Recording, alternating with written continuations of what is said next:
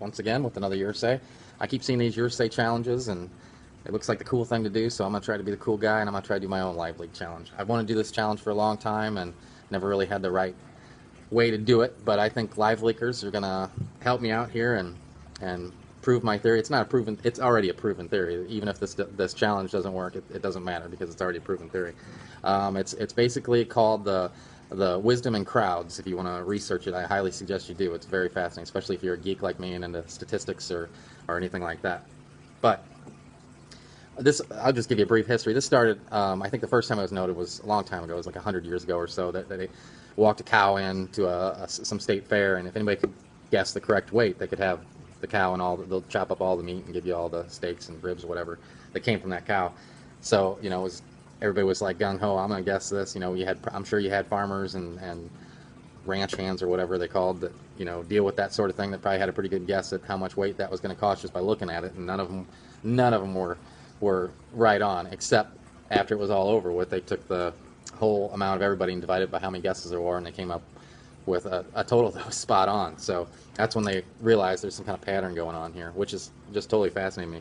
Another way you might have, I don't know if you know about it or not, but another obvious thing that some of you might have seen is that Who Wants to Be a Millionaire, where if you didn't know the question, you had, I don't know, several different options to choose of them. One of them was phone a friend, where you could have, possibly, the smartest guy. I think you had several different options to choose from which person you wanted to if they knew more about that subject. But anyway, and they could have had access to the internet, and they had 60 seconds to give you an answer, and they were only right 65% of the time.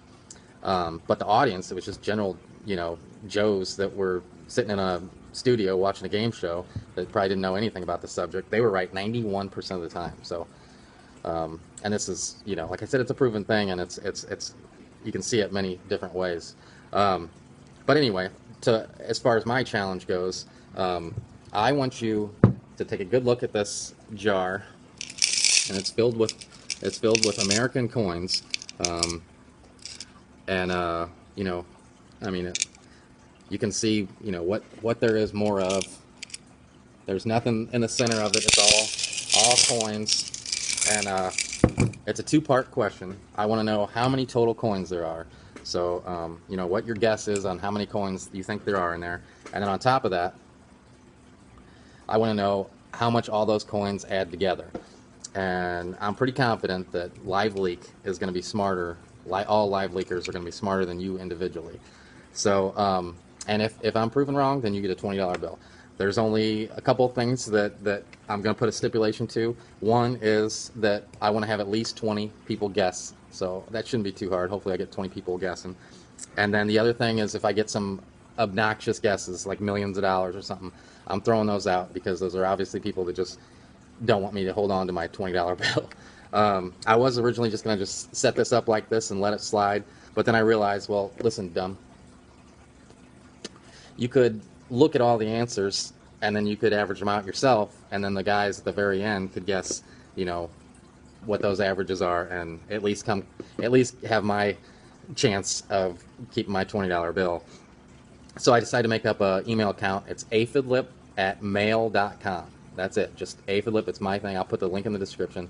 aphidlip@mail.com. So you got to email me your answers, and if you're closer than all Liveleakers, you get a $20 bill. I'll mail. If you feel safe, give me your address or a PO box if it's worth setting up a PO box for $20. And if not, then I'll just keep my $20 bill anyway.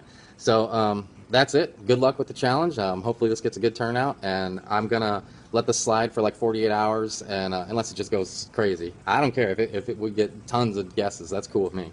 But and then depending on how many guesses there are, I'll